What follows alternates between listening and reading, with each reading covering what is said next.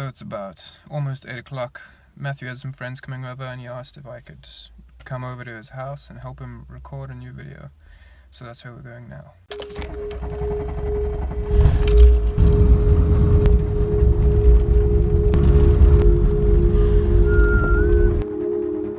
That's his place up there.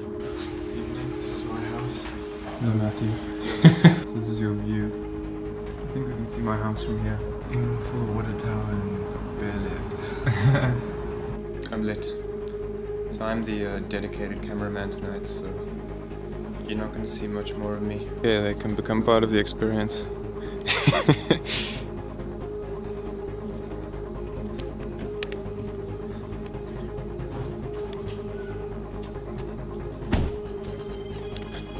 And then Remember, are you going to talk? entertainment is a facade. Yeah, it is. It's a product. Yeah. So you just become another person and Become another person. become another person. Hi, I'm Matthew. An old friend is with me tonight. Darren and I have been friends for like well over 20 years. We spent some time in Messina together. Our friendship was always kind of creative, very creative. Playing around with lighting and sheets and shadow puppets and telling stories and stuff. So yeah, this is Joshua Oosthuizen. It's the Joshua. The Joshua Oosthuizen. And Josh is a face that's been around for many years. A good friend of Darren's. I consider them to be very accomplished musicians, and it's a real treat and an honor to kind of get their story tonight.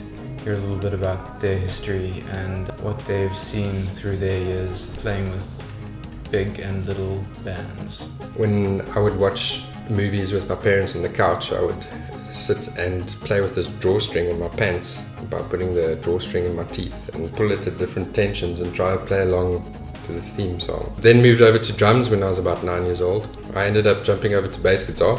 And then from there, I scored my first semi-pro gig with a band when I was about 15. We were together for about 8 years. From that band, it was quite a big learning curve, especially so young, playing gigs until 2 or 3 in the morning. Things started slowing down a little bit, so I started sessioning. That's about when I decided that I'd rather keep music as a hobby and not pursue it as a career path. I am a session guitarist, songwriter, studio engineer, producer, music editor, and all of those things. Basically, I'm a musician.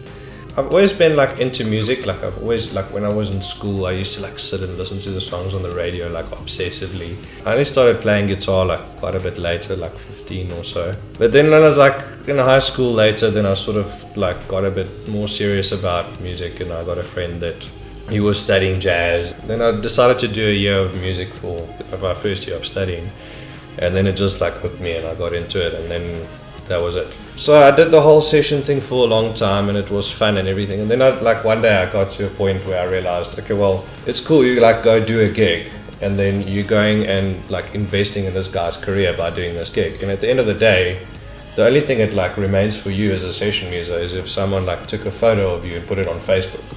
But other than that, you're sort of investing in that guy's career. And I just got to a point where I realized, okay, if I want to make like a long career out of music for myself, the best thing I can do is to actually just record stuff. Because once I've got something recorded, I can play it to people and I can say, this is me. And then having been working in the Afrikaans music industry for as long as I have, I saw a gap in the market and I created this identity called ORIISON. So the idea with that is to create an identity that I can add to whatever I do. I write the song and I have this whole vision for the song, and I record it with an artist and they take it and then it's theirs. And I've got no input in that, even though I created it. Doesn't come back to me at all in any way. So I thought, let me rather add my name to the songs and do like a featuring thing and like create an identity and a sound and everything around that. Then I'm investing in something. I don't make a lot of money on it yet, but I know that I've already received a lot of work coming in from other stuff, or people seeing my music and they like what I've done and they like the sound of it or whatever, and then I get more work in. Why did you name, what do we call it, your production name? ORIISON. I wanted something that's sort of like a new word that doesn't actually have a meaning. It sort of sounds like the word horizon, which is kind of like a new start, something that's completely new, like the sun rising again. making a living out of being an artist is like really difficult. There's a very fine line between being an artist and being a businessman. You should always try and see whatever art you're creating as you creating a product. And how can you sell your product? Sometimes you have to compromise a little bit and change the angle a little bit to make it more commercial. And then once you've done that, then you can do whatever you want. A few guys are starting to let go of the chains of recording deals with certain companies and stuff, and they're just doing things on their own.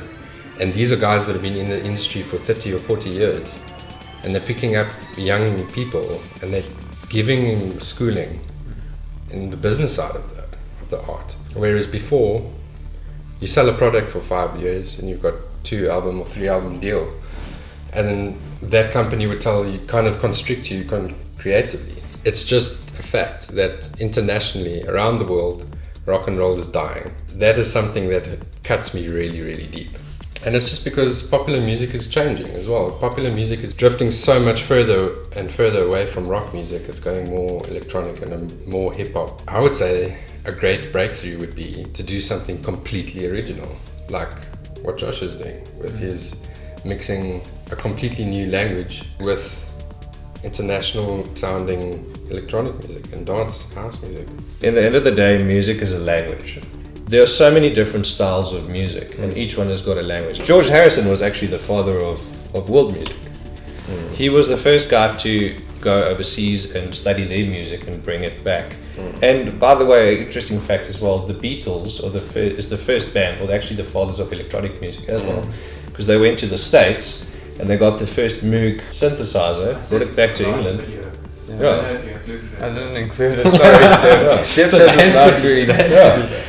I think the Beatles used the first Moog synthesizer in a recording in a song called Maxwell's Silver Hammer. Wow.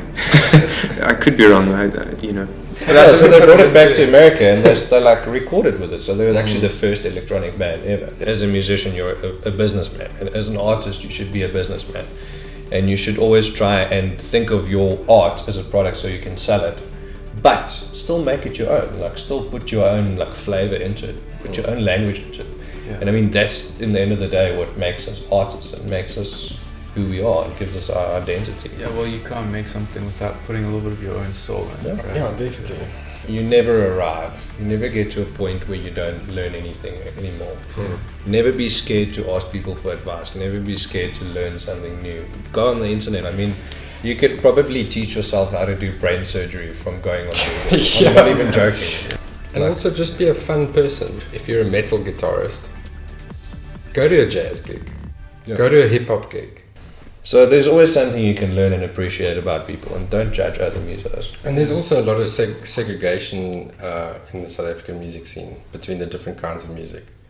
But if you break it down, there's actually a lot of commonalities. There's a similar story in so many different kinds of situations. We collectively kind of want to break down some of the barriers. You find friends and other musicians that you never dream of, you know, playing with or singing with or being friends with, and that's where the magic happens. It's in the space between what you know and what this person kind of knows. Yeah. When you come together, you build this new thing that hasn't been done before. That's it. If you have a dream, follow it and do as much as you can and never give up on it. And I mean, nothing in life comes for free. I mean, if you want to do something, work hard, like really, really put time into it. And I mean, if it means working every night until 1 o'clock in the morning, then do it. I mean, eventually you'll crack it. Keep it fun, keep it light, do your best. Jam and perform. Yeah, jam. So thanks for joining us on this one. It was a bit different, but I think very insightful. We got some good, wise words from people who have really seen the good and the bad side of South African music.